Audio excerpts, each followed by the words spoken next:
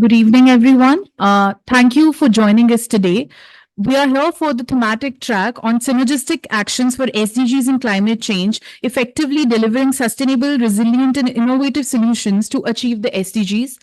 The thematic track is organized by TERI in association with Federal Ministry for Environment, Nature Conservation, Nuclear Safety, and Consumer Protection under their IKI initiative. Now, I would like to request Ms. Taina to please do the honors of introducing our speakers.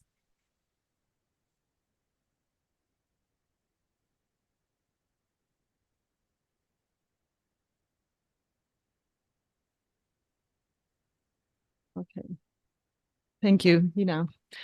Excellencies, ladies and gentlemen, friends. First, I would like to thank Dr. Prodipto Ghosh from Energy and Resource Institute for chairing today's event. Thank you. I also extend my greetings to Mr. P. Mudalige, Director General, Ministry of Environment, Sri Lanka. Yeah, hello.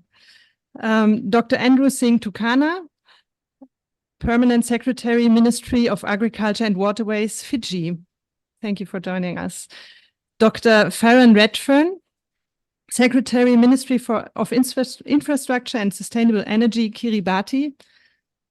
Ms. Nidhi Madan, Associate Director, Shakti Sustainable and Energy Foundation, India. And of course, my colleague, Ms. Veronika Tomei, Head of Division and Commissioner for 2030 Agenda for Sustainable Development, Federal Ministry for the Environment, Germany. Welcome. So on behalf of the German Embassy and the German Federal Ministry for the Environment, it's my honor and my great pleasure to welcome all of you here today. Let me congratulate TERI on its 50th anniversary. Believe me, I know exactly how it feels. You, TERI, are very fresh, extremely experienced, and maybe more relevant than ever. Congratulations. We are happy to be part of this journey, and we are proud to be a senior partner of this event. This year's World Sustainable Development Summit comes at a crucial time. With the halfway point of implementing the 2030 agenda passed, it's becoming increasingly clear that global efforts need to ramp up significantly to achieve the Sustainable Development Goals by 2030. Today, we will discuss how synergies between climate action and SDG implementation can be maximized by exploring guidance from reports, the SDG Summit, national action plans, and current research. At the SDG Summit in 2023, the second Global Sustainable Development Report, the GSDR, was published. The report paints a grim picture. We are off track to reach the global goals by 2030. It's now, more than ever, necessary to take immediate action. Business as usual is no longer an option. At the same time, the 2023 GSDR provides a solid starting point to further advance the scientific and political debate. At the same time, exchanges like our event today can help to strengthen our mutual understanding in order to accelerate the SDG implementation. Transformative action will with radically new approaches are needed to achieve the goals. To make progress, governments and other actors need to focus on interventions with systematic transformative impacts across multiple SDGs. Given the wide-ranging effects of climate change on the environment, human health, and livelihoods, climate action has the potential of unlocking progress of multiple SDGs. We need an ambitious international environmental policy. We need decisive action to protect global public goods, to reduce the vulnerability of marginalized populations to environmental damage and natural disasters worldwide, and to realize a life in dignity for everyone. The 2024 HLPF also picks up on this theme. In this context, the German Federal Ministry for the Environment is supporting the implementation of numerous initiatives at national and international level. For example, India and Germany have been working closely together for many years to protect the climate and achieve the SDGs. Our intense cooperation within the framework of the Indo-German Sustainable Development Partnership, the GSDP, is based on the conviction of the close correlations and the strong co-benefits of action for climate change with economic development and well-being. In July 2023, Germany and India further deepened their cooperation through the launch of the project Restore, Conserve and Protect Forest and Tree Cover for NDC implementation in India, the so-called RECAP for NDC. This project is an example on how effective forest protection and restoration can address several SDGs synergistically.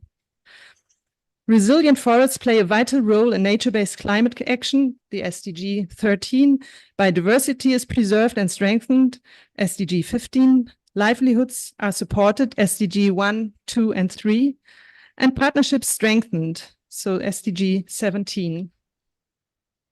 I look forward to discussing more such concrete examples of cooperation, national policies, and opportunities with our panelists and the audience. Thank you.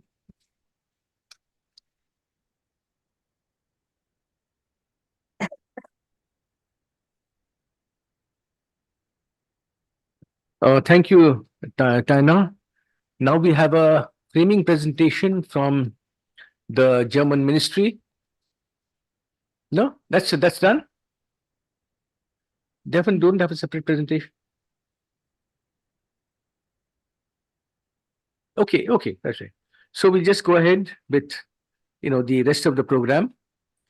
So let me begin with my opening remarks. Distinguished participants and friends, and especially big thanks to the German Embassy and the BMUV for sponsoring this event.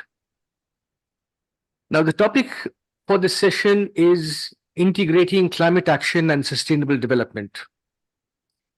We have a very well qualified and distinguished panel of speakers for this session from a number of countries, and we look forward to an enlivening discussion. This topic is very wide indeed, and there are many ways to skin this particular cat.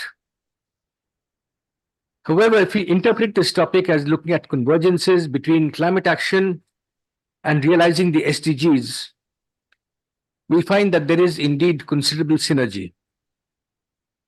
Policies and programs aimed at realizing the SDGs have major spin-offs in terms of climate action, as well as the reverse.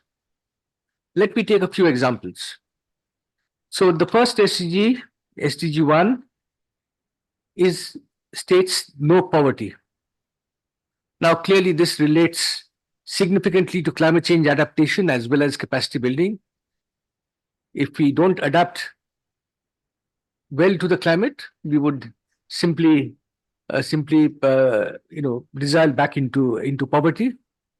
And of course, to adapt properly to climate change, we need capacity building. We take SDGs 4 and 5, which are quality, education, and gender equality. And there are a number of studies which have shown that in communities where the women are educated, they have clearly greater resilience to extreme climate events. So SDG 8, decent work and economic growth. The expression decent work encompasses the transition of the workforce engaged in dirty and dangerous occupations in the fossil fuel industries, like coal mining, to employment in cleaner, safe employment in renewable energy technologies. Now, economic growth involves a greater capacity of a society to undertake adaptation and mitigation actions. SDGs 14 and 15 relate to life below water and life on land. These relate to the capacity of the biosphere to sequester carbon, as well as promote adaptation, including securing livelihoods. These are just a few examples of synergies. Are there trade-offs between climate action and realization of the SDGs? In some cases, is there a contradiction? Now consider, for example, SDG 7, affordable and clean energy. In India, we have a major public health issue in biomass burning in conventional cook stoves, and a very large number of women and children's health is adversely affected. And I believe this also is true for many other developing countries. We have a very large government program which seeks to provide subsidized LPGs to these households. But LPG is a fossil fuel, and therefore it is net carbon positive. So, is there a contradiction? Now, I would submit that a careful examination would show that there is, in fact, no conflict.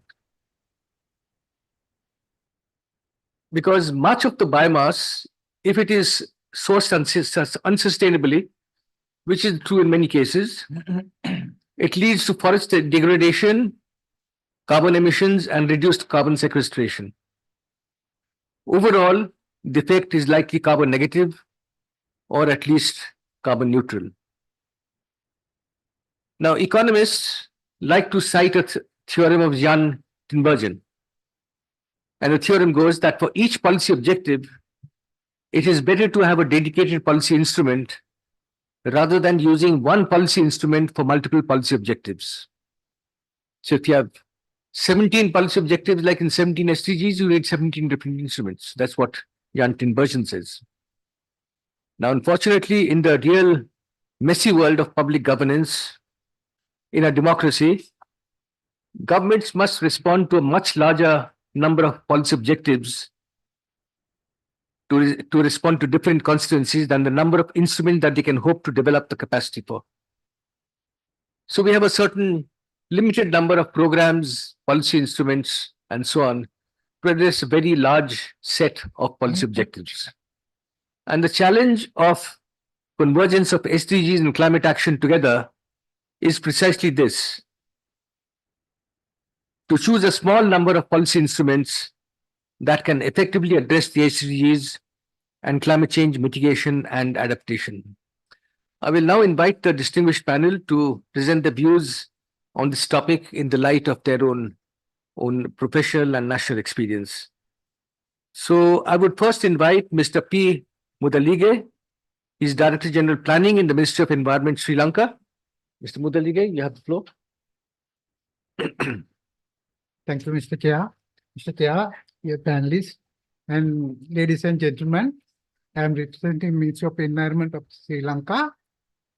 So as a Ministry of Environment, we have taken initiatives, key initiatives to address climate change as well as the SDG.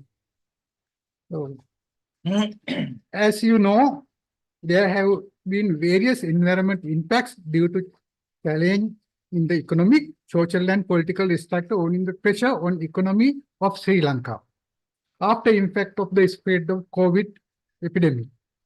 Therefore, it is expected to implementation of actions to build the institutional, legal and technical framework to service delivery mechanism led by the ministry in charge of the environment and affiliated institute under the ministry in order to minimize the impact of the environment.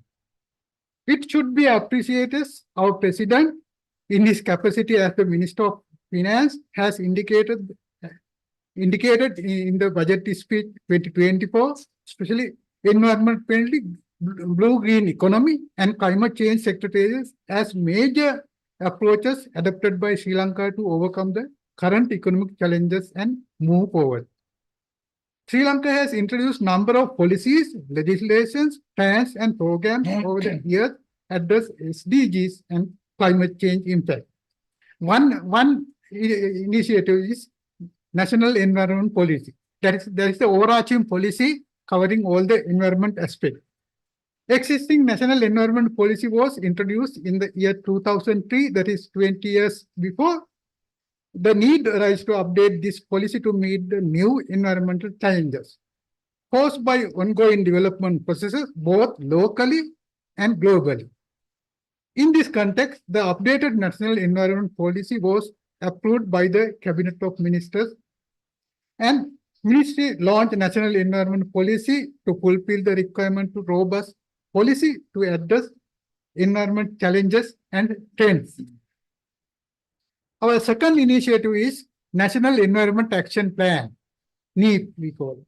Ministry of Environment observe urgent need to prepare an appropriate policy framework and action plan for the implementation of National Environment Policy. The Ministry of Environment has prepared the National Environment Action Plan in line with the United Nations Sustainable Development Goal, SDGs.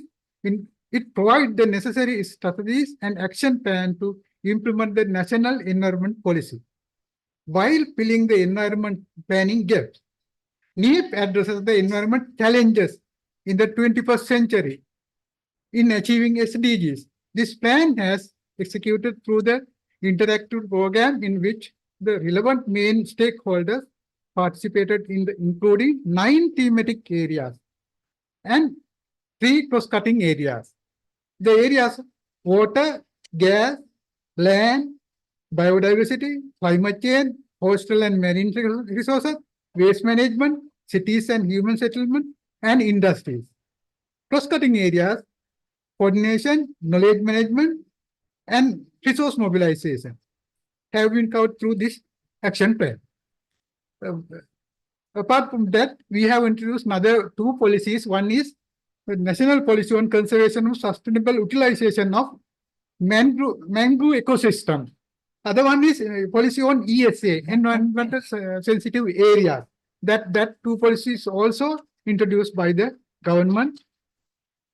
And if we are talking about climate change, we updated climate change policy of Sri Lanka. Currently, global attention has focused on adverse effect of climate change, even though our country has remained as one of the countries with the lowest greenhouse gas emissions. Unfortunately, has been recognized as one of the countries majorly affected by climate change due to our country's location.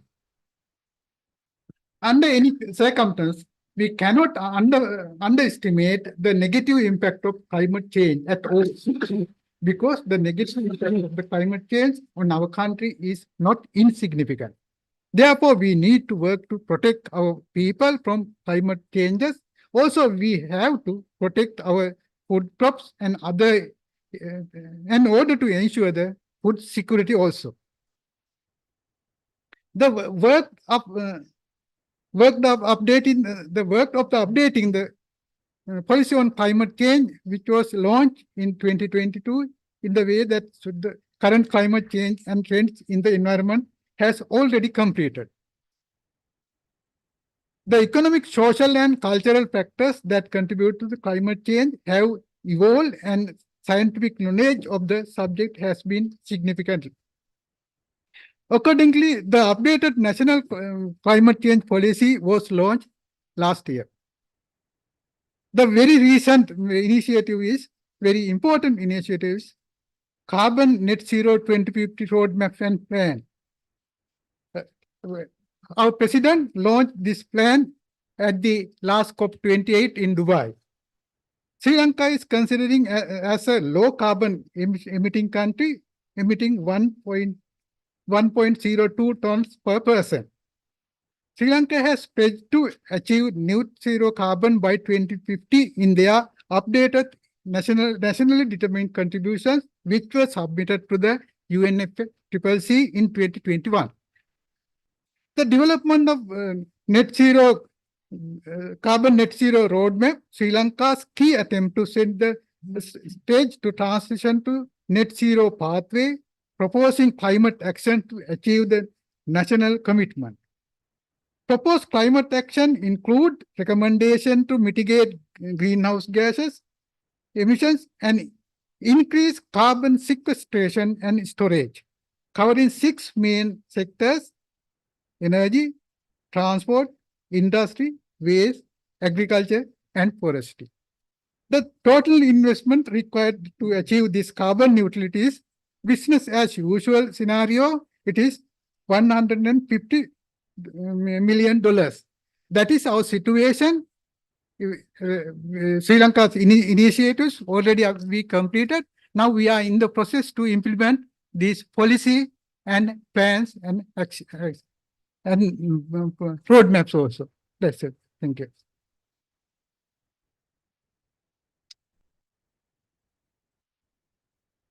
Thank you, Mr. Mudedige, for this very comprehensive presentation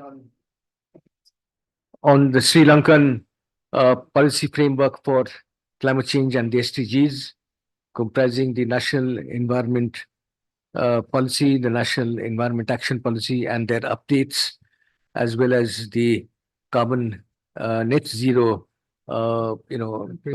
objective. And also you have mentioned that the resources needed are of the order of 150 million US dollars. 150 billion. Billion, 550 billion. I heard it wrong. 551, 550 billion. 550, I heard it wrong. 550 billion is a very large, 150 billion, okay. So that's a very significant level of resources, yes. And of course, that is fits in with the experience of other countries also, that climate change mitigation and adaptation indeed involve very high levels of investment. So I would now give the floor to Dr. Andrew Singh Tukana. He is Permanent Secretary, Ministry of Agriculture and Waterways, Fiji. So you have the floor. Thank you very much, Chair and Moderator. Your Excellencies, distinguished delegates, organizers, and ladies and gentlemen. Muluvinaka, and good afternoon to you all. I'd just like, on behalf of the government of the Republic of the Fiji Islands, I would like to express our sincere gratitude and appreciation for the invitation for us to be part of this 2024 World Sustainable Development Summit. And to TERI, congratulations at your 50th anniversary, and thank you for organizing this auspicious event in providing a platform for nations like us and others to join forces in creating a sustainable future. Fiji, ladies and gentlemen, is I think, as we've heard over the last few sessions yesterday and today, is a little island nation. We have many little islands spread out, and our population is around 900,000 people. We have many little islands. We have volcanic islands and also atolls that are greatly being impacted by the impacts of climate change. Not only that, I think some of the practices we are doing at the moment are very unsustainable. And it's because we don't have funding and we don't have the technical expertise. But I think climate change, disease epidemics and pandemics, as well as global conflicts, has also affected us over the years and has brought great instability to Fiji and the Pacific region and the world in general. I think one good example was the recent pandemic of COVID, which had restricted development in Fiji and also impacted our food systems in the country. So some of the other challenges that we currently face, ladies and gentlemen, are the shortage of labor. We have a lot of young people, traveling to find greener pastures overseas, as well as the high costs of agro inputs, as well as the high cost of living, and the impacts of climate change, like salinity levels in most of our flat and arable lands, as well as saltwater intrusion. So this has caused a great impact, and it's really affected the communities in Fiji in accessing basic medical, food, water, and other essential services. Our ministry, the Ministry of Agriculture and Waterways, has a mission to create an enabling environment that fosters economic opportunities, climate resilience, food security, and sustainability for all Fijians. As well as we put into our strategies, like we've developed a strategic plan for the next 5 years, where we have aligned that to our national development plan, as well as to address the sustainable development goals. But as we've heard over the last day, most of these goals are not really being met because we don't have the resources, we don't have the technical expertise to do so.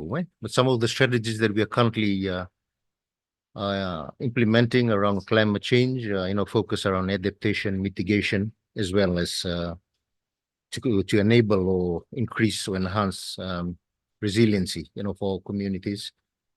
in Fiji. But the problem is, again, as I mentioned, we don't have finance, and at most times we don't have the technical expertise. And even though we are doing some of those interventions to try and address the issues of climate change, we need to do more. We need to do more. So I think that's our plight at the moment. If we can have more, support to assist us, to enable us to do more of these interventions to address some of the climate change issues or impacts that we are currently facing at the moment in Fiji. With that, we've put into our plans for the Ministry of Agriculture, initiatives to work with marginalized groups, particularly women, youth, and also to try and develop agriculture further, to meet our basic food and nutritional needs, as well as to try and improve on the livelihoods of farmers, just to ensure that they can also earn a living to provide for themselves and their families. And we're also trying to use agriculture as a tool to alleviate poverty in the country. We've also developed, policies, to ensure that it will assist, with the interventions that we are currently implementing on the ground. And as I've said, we've, tried to be as inclusive in all areas and at all times. But in conclusion, ladies and gentlemen, I think the issue of climate change will continue to worsen and will negatively impact, our way of living and our culture, our identity in our communities. And if it is not addressed at the earliest, I was here at the earlier session, and it was mentioned by the Minister for Agriculture from Fiji, is that we are all in the same boat. And we should all be paddling, that boat. If we don't, then if some of us don't paddle, then, the boat might, eventually go in the wrong direction and might also sink. So I think we are in all of this together. And I think the key message here is for us to better collaborate and better coordinate. And for us in the Pacific, or our small island state, we are quite vulnerable. And we also need to group together as one to be able to have a voice, and also to be able to have those discussions at a at a regional and international level, so that we can seek support, both in terms of expertise as well as for funding, for the issues that we are currently facing. But our plight and our issues, I think, is for us as a small island nation, we may say that we are being impacted a great deal, but I think also the larger nations are being impacted as well. But in terms of the output of pollution, maybe we could have that voice so that we can have some of the larger developed nations supporting us, as smaller nations. So with those few words, Chair, thank you very much.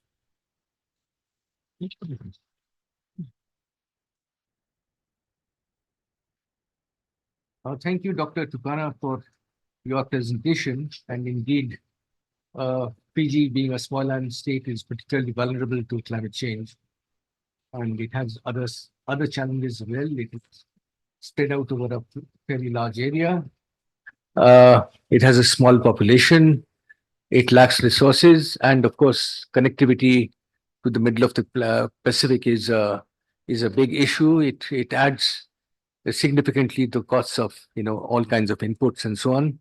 But you have a strategic plan for 5 years, but which is designed to meet the SDGs. But then you have the challenges of technology and finance, which need to be made available by the international community to enable you to carry forward your agenda.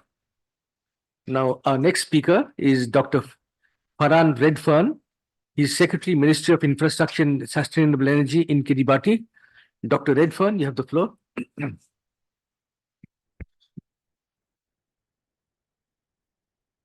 Thank you. Thank you, Chair.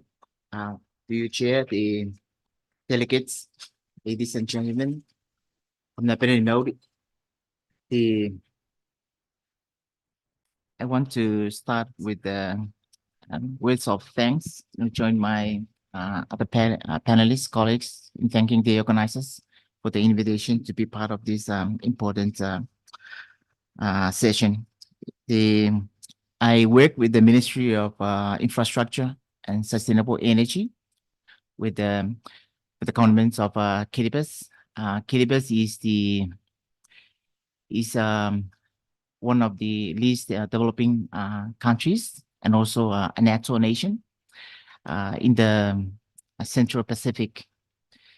The population is around 120,000, and it's made up of 32 islands, atoll islands, and 1 limestone island. This session is very important for Kiribati. You know, the climate change and the sustainable development is the front and center of the aspirations of development for the country. I want to share with you some of the challenges, the unique circumstances that we are faced with as a NATO nation. Kiribati is a small island developing state, and we share a lot of challenges and issues with other small island developing countries like Fiji. And in Kiribati, for the Ministry of Infrastructure and Sustainable Energy, we are dealing with some of the very critical areas that very relevant to climate change and sustainable development. For instance, we under the ministry, we deal with the portfolio on water and sanitation, and also energy, the sustainable infrastructure like the buildings, constructions, and also civil infrastructure like seawalls, roads, causeways. In our effort to implement our portfolio at the country level, we face with a lot of challenges, and some of these challenges has been raised by my colleague panelists. One of them is the data, the availability of data.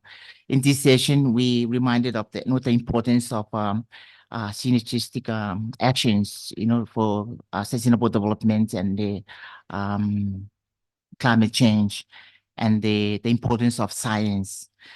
But as a small island developing state, as a NATO, one of the challenges that we are faced with is the lack of data availability. And as we know, we need data to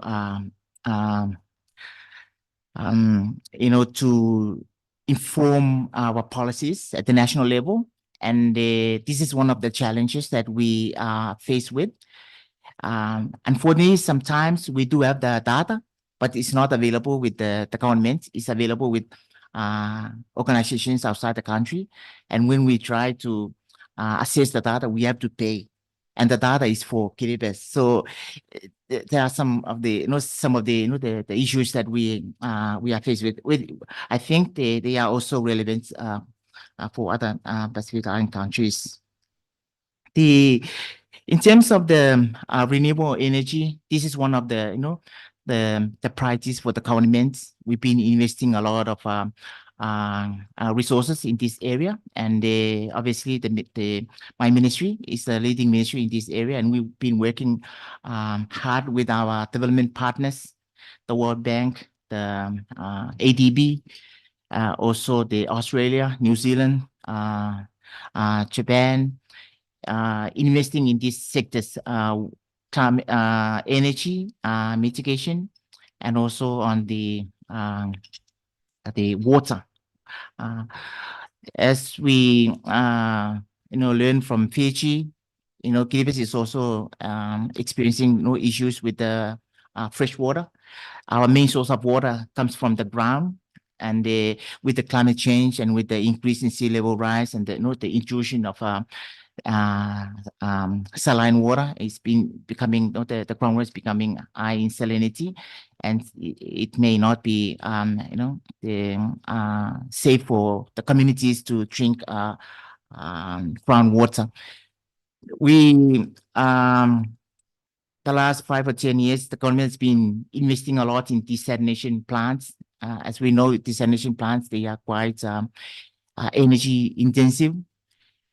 We've been working with our partners, on the energy efficiency, trying to use solar solar energy to power these desalination plants. But the one of the challenges also that we face with is the supply chain. All the products have to be imported from outside abroad. We don't manufacture these technologies, these products, so we have to import from the Australia, New Zealand, and then because of the country is very isolated, we have to experience like a 2 or 3 months delay in this, the supply and the arrival of the parts, and that's really impactful to the lives and the livelihoods of the communities on the outer islands. So these are some of the, the challenges, the unique circumstances that we are facing. We continue to face up to today, and we recognize these opportunities, these conferences, these networking sessions like this to share our experiences, to share our insight, share our perspectives, and also to learn from other countries how they've been coping with this, challenges, global challenges to do with climate change. Thank you so much, Chair. Back to you. Well, thank you, Dr. Redfern, for this overview of the climate change challenges, climate change and sustainable development challenges faced by Fiji.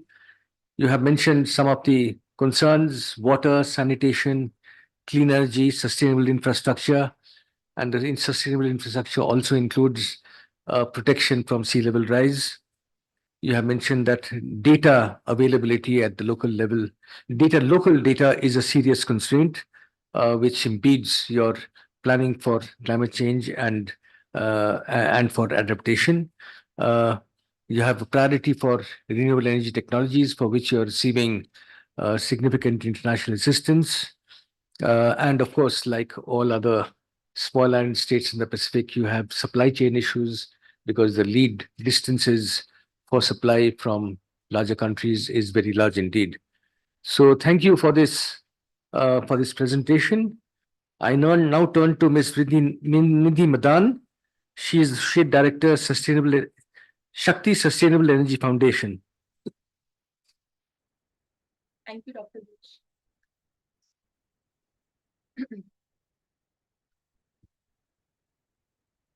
Hello. Yes. Thanks. Yeah. Thank you. Thank you, TERI, BMUV, and IKI for organizing this session. I'm glad to see some of the previous colleagues from GIZ. Shakti is an organization which is working in India on catalyzing climate actions. We are working at different level of governance. So I would like to highlight some of the best practices and also the actions which have taken at the subnational level, which helps in having a cohesive and holistic planning of SDG as well as climate change. So I think I agree with Dr. Ghosh here that half of the SDGs which are there are impacted by climate change, and because climate risk are impacting the hunger thing, it's impacting the gender, it's impacting the crisis of the women. So undoubtedly it's a real problem for most of the SDG being not being implemented in the fashions as expected. And also, and half of the SDGs are, of course, contributing towards climate change. So no doubt, SDG and climate change, we could call it as a synonym. So that is why we all have seen, especially with our engagement at the subnational level. So we are working quite closely with Bihar and Tamil Nadu government in planning the low carbon development pathway. So what actually worked for us there is one thing is on the narrative shift. When we started off the state action plan on climate change, it was more like a standalone thing, wherein one particular department, Department of Environment, Forest, it was lying with that particular department. But when we went into the in these particular state, we thought we'll have a different narrative. We'll not talk about climate change. We'll talk about the economic development of the state, the opportunities that this can create. So we are actually helping Bihar government in actually localizing their plans. It's not just at the state level, but also at the district level. We went on to the state sectoral policies and also at the very district level, wherein we have the local data. So that's very important in order to have a robust policy at the top level, be it at the state level and when the state level inform the national level. So it's an important aspect which needs to be considered, because climate change is not just about it's of course a issue of vulnerable community, but we need to think to have a holistic solution here. And the second thing which is very much important is we need a economy wide planning for climate change. We cannot have sector wise planning in silo. Like we know that power sector does have a linkage with transport sector and hence and so forth. So like for example, Jharkhand government is thinking of having tourism as their sector because most of the thermal power plant will be closed there. So how they can have better MSMEs which are resilient to climate change, and also they can plan for the future of the for the climate change. So that's an important aspect, and there it's very much important that we have the highest level of governance buy-in from there. So in Bihar and Tamil Nadu, soon we'll have our plans ready and it will be launched by the end of this February. And there we have a blessing of Chief Minister and Chief Secretary, who is actually giving us giving a cross-sectoral approach rather than just thinking about one particular sector. Of course, it needs to percolate into some policies like EV or RE, but still we have a low carbon economy-wide plan wherein we can see that if there is a transport thing affected, how a power system is affecting. So that kind of holistic planning is important for the SDG goal as well as for the climate goals. And the third thing, which is very much important, especially while reporting for the SDG, we have seen at the Niti Aayog report that this SDG is working quite well, this is not working well. It's always based on the performance. I think what we really required going forward is a bottom-up approach, like how things, how states or they can come up with their ambitious plan, and then based on that they can come up with their performance. It's not always, it's always a top down approach which is followed in India. So what we require in order to have a better action between the SDG and climate is we need a bottom up approach. So I'll hand it over back to Dr. Ghosh. Thank you.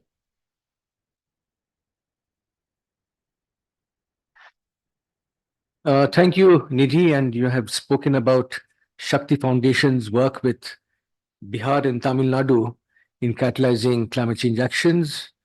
And you have mentioned about a narrative shift which you have brought about from one department, that is the Department of Environment, being responsible for the state action plans. You have made it a whole of government, whole of government activity. You have also changed the narrative in another direction, that you're talking about economic development and not about climate change or SDGs per se. The SDGs, the climate change, low carbon growth, follows from the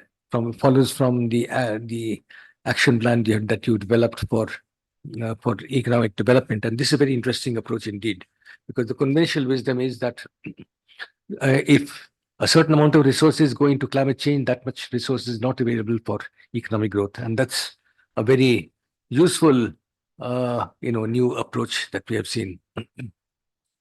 You also mentioned about economy-wide plans. That is different institutions don't work in silos. That should be ensured. And you all have also emphasized the need for a bottom-up approach in the case of planning in the states. So thank you very much indeed for your presentation. And now we have Ms. Veronica Tumai from the BMUV. Ms. Veronica, you're joining us from Berlin, so you have the floor.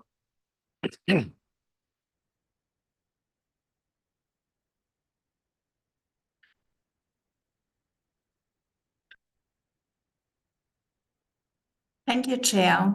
Can you hear me? We can hear you. Okay. Thank you very much.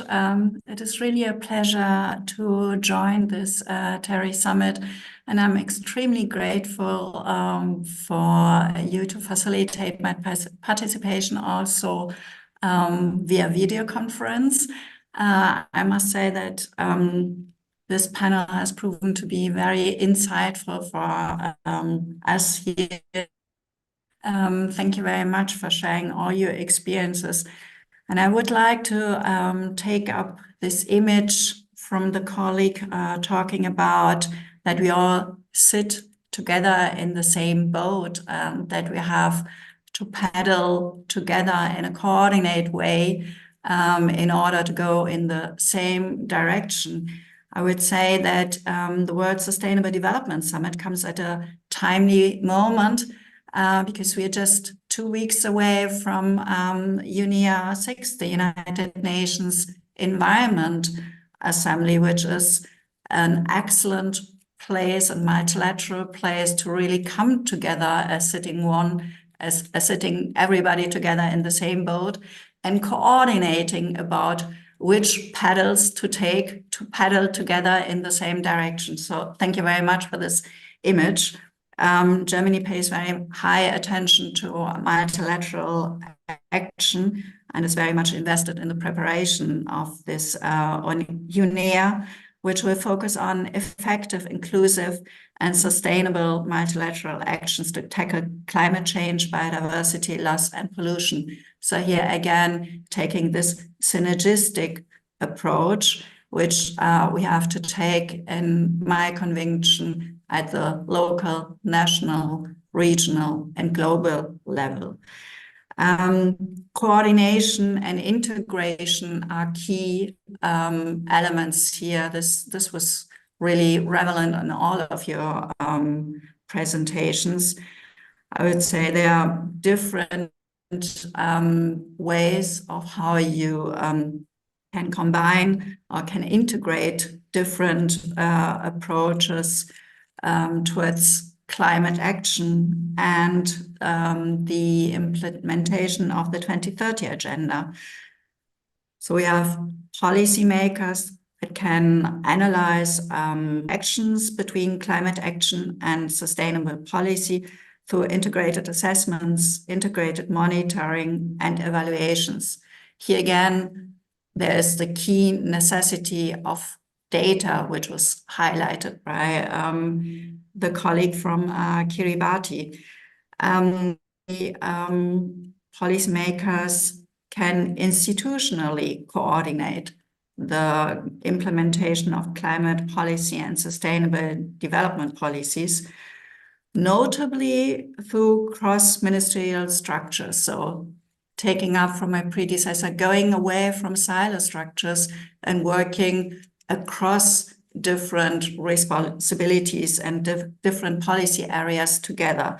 This requires capacity building, and as I can say from a personal experience in this cross-departmental coordination work, also a lot of personal investment and time. Time is of the essence here, especially when you have only limited resources, not only financial ones, but also personal ones. And thirdly, policymakers can also develop policies which integrate climate and sustainable development concerns, or even better, which have co-benefits from each other. As you, Chair, highlighted so well in the beginning, we only have a small number of instruments and we have to choose them wisely so that they have the maximum effect. I would like to give you 2 concrete examples how we try to do this in Germany. So for the better coordination between strategies and plans, we focus on a better coordination between strategies and plans for biodiversity conservation and climate action. In other words, our NBSUBs, our national biodiversity strategies and action programs, our NDCs, and our national adaptation programs. We can only take effective action to tackle the climate crisis, biodiversity loss, and soil deterioration if these processes and plans are harmonized. To achieve this, we have to make progress on implementing nature-based solutions in particular. And I'm particularly glad to have had discussions with TERI, especially at last year's summit. Germany takes nature-based solutions very seriously with our comprehensive action plan on climate and biodiversity. We will protect, strengthen, and restore peatlands, floodplains, rivers, and forests. This way, we aim at unlocking progress on multiple SDGs at the same time.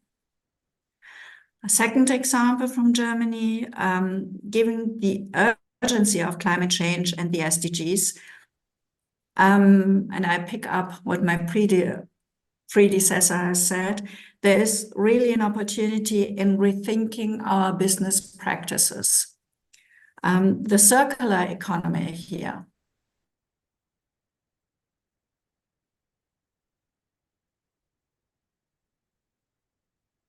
Also less waste. The transition from a linear to a circular economy has become increasingly important, demanding concerted efforts from economic stakeholders as well as from politics.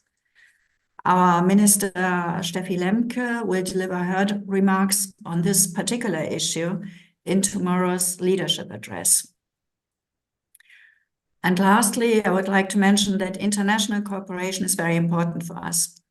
As part of our International Climate Initiative, which was already quoted at the beginning, we are working with our partner countries on advancing resource efficiency and circularity, for example, in Indonesia and also in Argentina.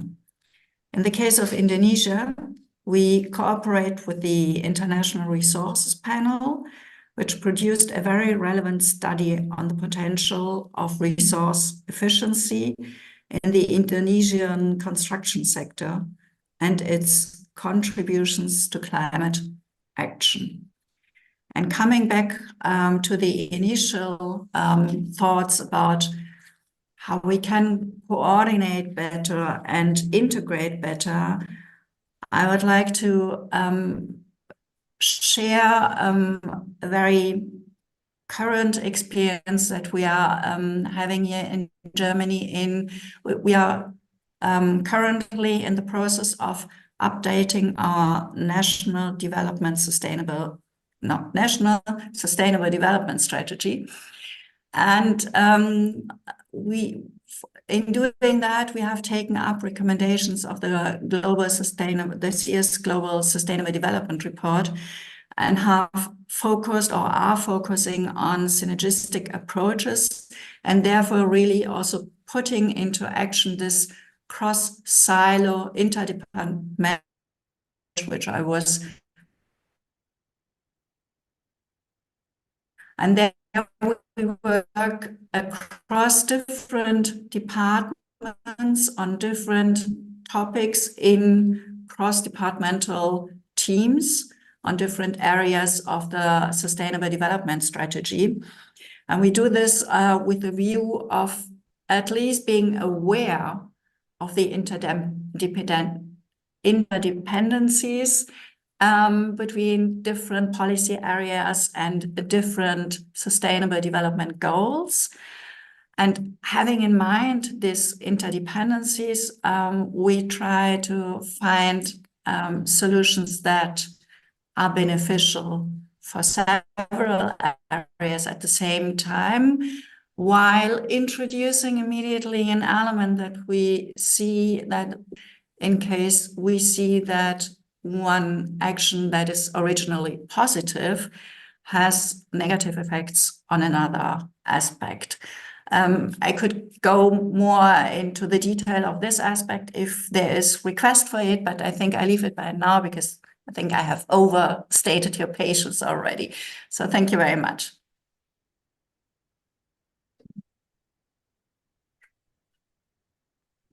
Thank you, Veronica, for giving us this comprehensive overview of Germany's approach to climate change and the SDGs. And you have remarked right at the beginning that we are all in the same boat. You have mentioned about coordination and integration, which is a key key issue in, I think, in all countries, and particularly the question of breaking down silos between different institutions and governments. You have talked about the better coordination between strategies for biodiversity and climate change adaptation, and the importance of nature-based solutions. You have also talked about the comprehensive action plan for peatlands, rivers, and forests, and you've also mentioned about the transformation from a linear to a circular economy, and then the importance you give to international cooperation, and you have also talked about the interdependencies of climate change and policy goals, of SDGs and policy goals and climate change. And you've also mentioned the possibility that there can be some areas of conflict, but you have lifted that, and maybe we can return to that in the course of the Q&A. So we have now completed the presentation from our speakers, and we have some time, in fact, more than we anticipated, for Q&A. So the floor is open, and I think it will help if you are pointed in your observations, and do not get into long comments. Just frame a question very concisely and put it to the panel. If it would be good if you can identify the member of the panel to whom it is directed. So the floor is open. Yeah. Hi. Hello.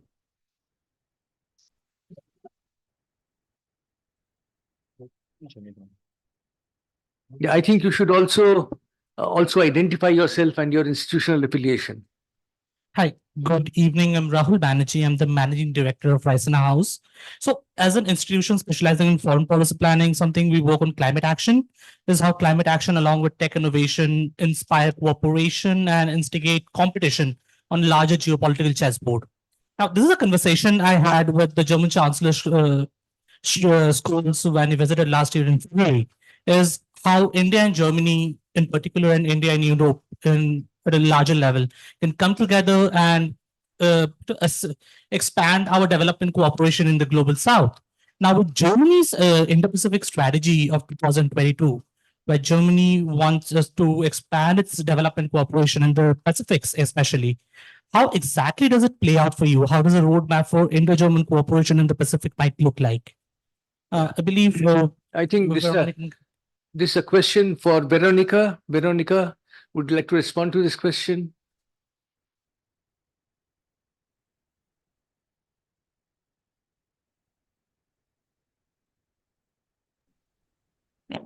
Thank you very much for this question. We are actually currently in talks, in conversation with the Indian government.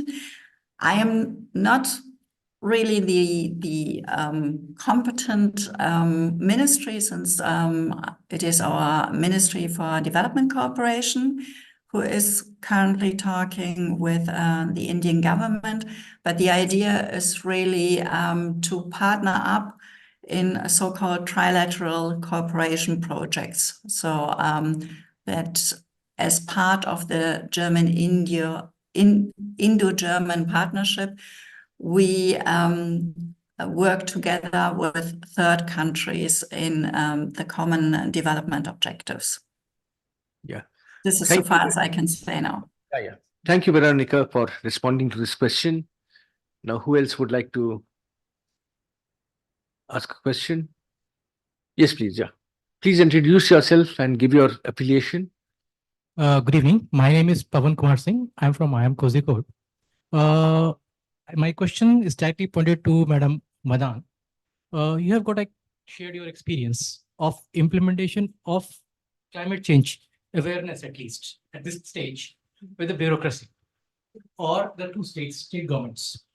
So can you just explain or in fact further elaborate how to get a bureaucratic buy-in?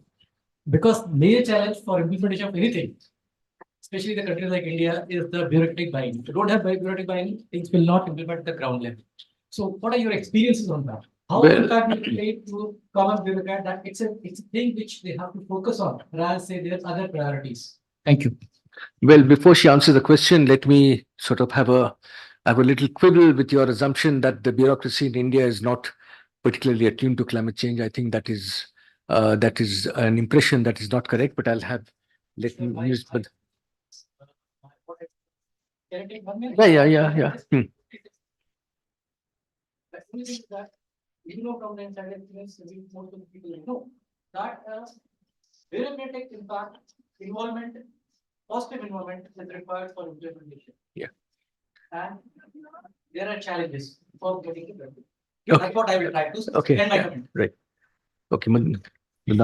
Certainly, there are challenges, and there's no doubt about it. I have been working with state government for the last, I think, since 2010. I have been working with them. So, but after this net zero announcement, things have changed drastically. I would say, especially the coal belt state, they are thinking about their economy. But once their plants are closed, what will they do? How will they diversify their economy?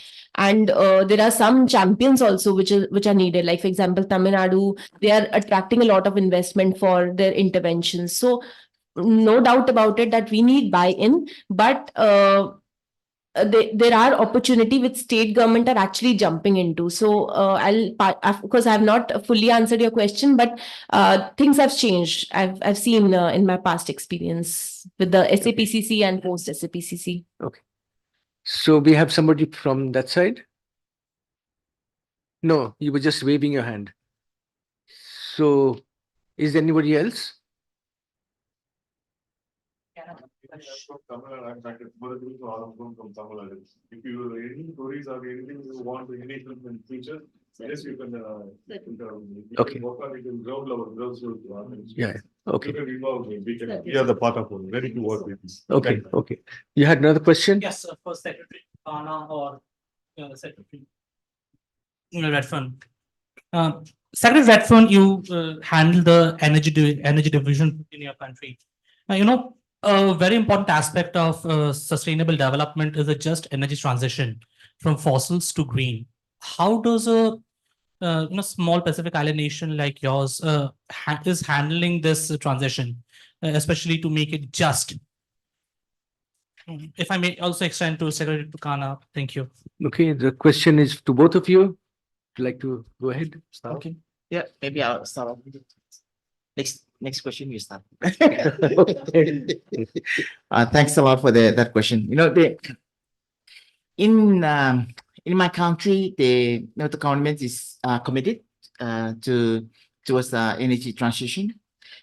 One of the challenges that we are faced with, I think this also happens in other countries. The existing infrastructure, it cannot accommodate the transition to renewable energy. So it's not straightforward. When the economy is reforming the energy sector, they're engaging our partners to invest in the energy sector to increase the power generation capacity of the renewable energy. They have to look into the existing infrastructure as well. Right now, we have an experience working with the ADB, Asian Development Bank. They've been investing in the solar PV project, but the problem is based on the existing grid, it cannot transmit the power generated from the renewable energy to the main grid. So we only at the moment there's assessment that we'll be only benefiting 15% of the power generation that's going to be produced from the renewable energy. So the government is trying to engage with other partners on how can we upgrade the existing infrastructure so that we can realize the benefit from the renewable energy. Thank you. Okay, thank you. Dr. Tukana, you would like to add to that? Yes, thank you, Chair. For Fiji, we are currently still using a lot of particularly diesel for generating power. So I think one of the things that we are working on at the moment is to try and work towards renewable energy sources, particularly from solar, as well as from the wind energy. But at the moment, with the diesel consumption to produce electricity, it's like 50% at the moment. We're still using fossil fuels. So we're also working towards that, and hopefully by 2030, we should be able to cut that much more to maybe just using more renewable energy sources compared to all the fossil fuel that we're using at the moment. Thank you. Thank you. Sir, Yes. yeah.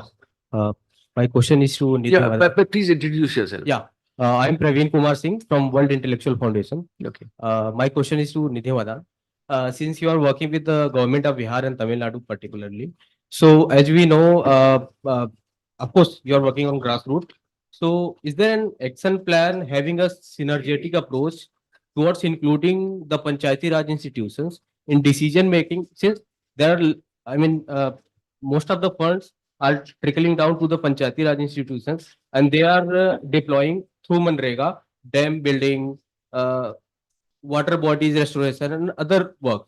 So, is there an action plan which reflects some of the effort in terms of synergy, having SDGs and the climate change at that level? Thank you for this. Thank you for. Thank you for this question. In Bihar, certainly we have a state level plan right now, and we are planning to have a panchayati level, gram panchayat level plans at the next stage. And certainly there will be mainstreaming efforts, convergence of all the schemes as a part of that planning process. But in Tamil Nadu, we have a plan at the district level for one Rajyapalam town and the other is Nilgiri, wherein we are actually talking about how we can mainstream climate action into their sectoral development plans. But in Bihar, certainly we will planning to have in coming year. Okay. Yes, please.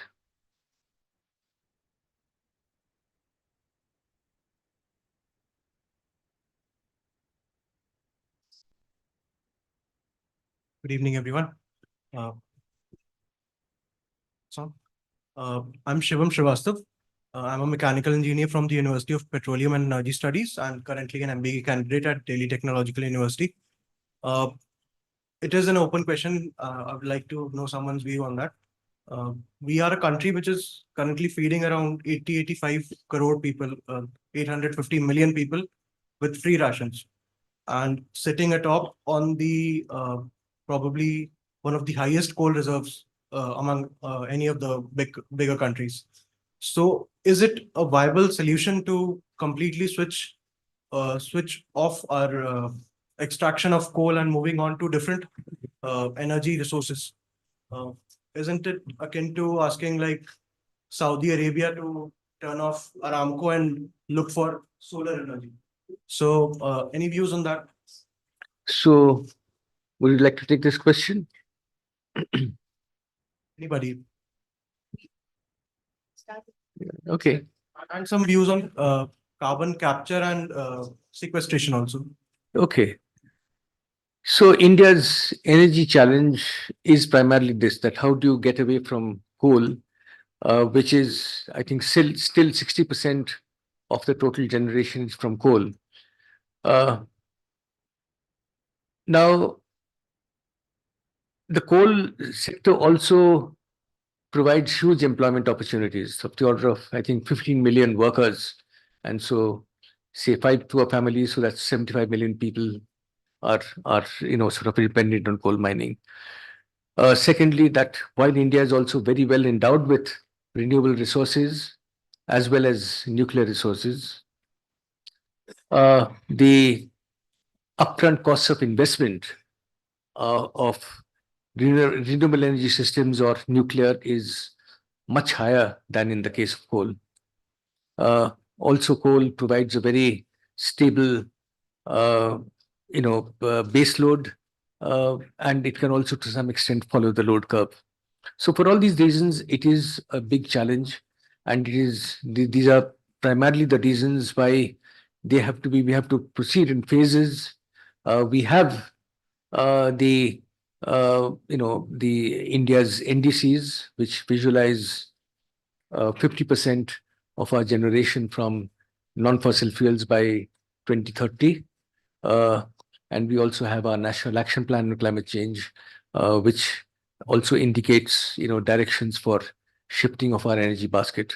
Now, that's it. I think, India's ambitious, sufficiently ambitious, considering its challenges and its resources. Can we force the pace?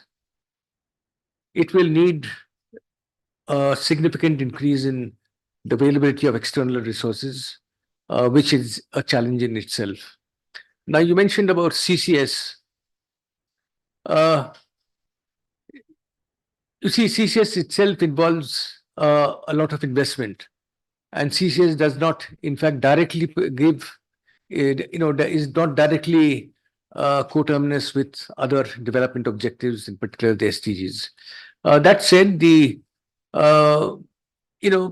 is another problem in India, and that is that there are insufficient sites for CCS located at least close to the major power plant power the major power plants, and so the question of transporting that captured carbon dioxide over many hundreds of kilometers, this itself is a very expensive proposition. So yes, there are many challenges, but CCS is also now one of those things which have gotten onto the into the government planning horizon.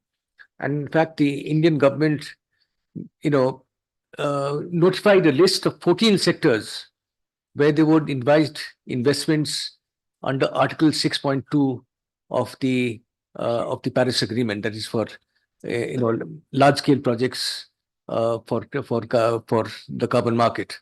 And CCS, carbon capture, storage and use, this is one of the areas. So we hope for international cooperation, both to bring in the funds and the technology, as well as to demonstrate that given the geological challenges, in particular in India, it is a feasible proposition.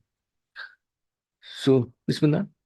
So, to your first question, of course, there is an economics concept that in order India needs to grow, like, of course, we are following the path of different developing and developed nations.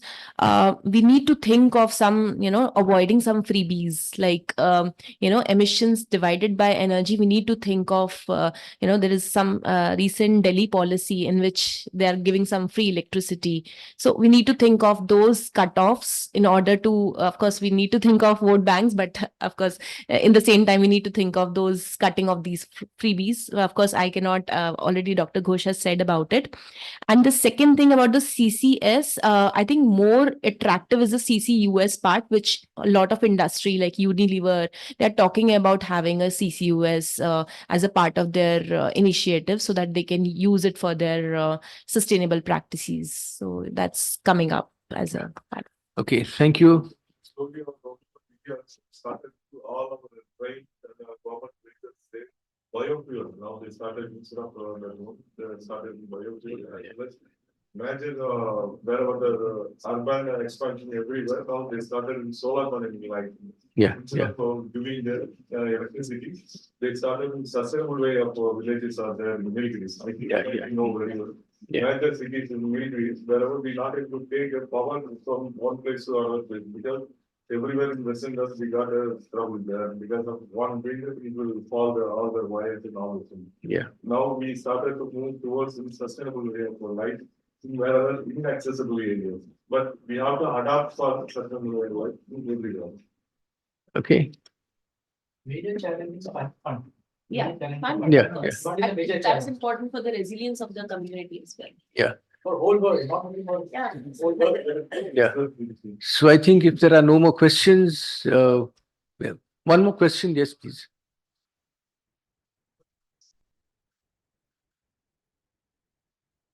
Western markets and China. There, 50% of the critical mineral requirement we fulfilled through urban mining.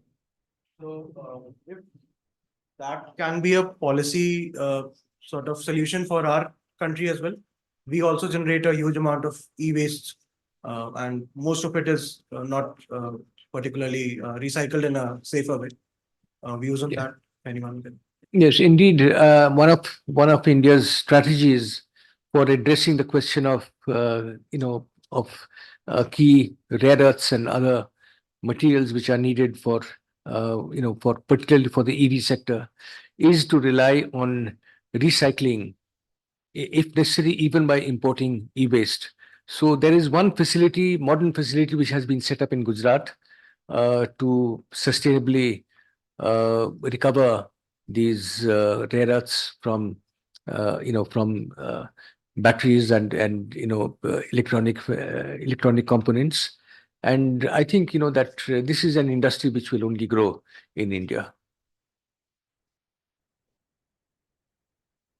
2002 in India, only 300 people produced the register for e-waste and recyclers in India. Now, after Modi government, almost more than 3,000 people they registered in India. And they are doing 30,000 people are now doing across the country for especially e-waste collection, recycling. Okay. All right. We're running out of time. So I think that's the questions that we will be taking today. Thank you so much for joining us today. Thank you to Dr. Ghosh. I think it was a really enticing and exciting discussion, getting viewpoints from different geographical locations. We have the small island states, somebody from our own neighborhood facing the issues, and of course, our partners from Germany. I would now like to request Diana to give an official word of thanks and summarize the discussions. Yeah, thank you, Hina.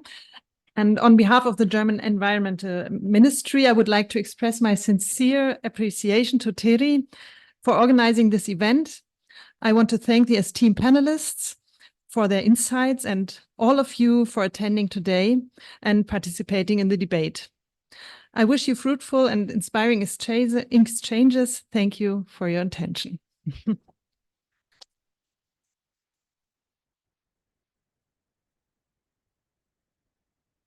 We also have tea, coffee, and light snacks, so please join us for that.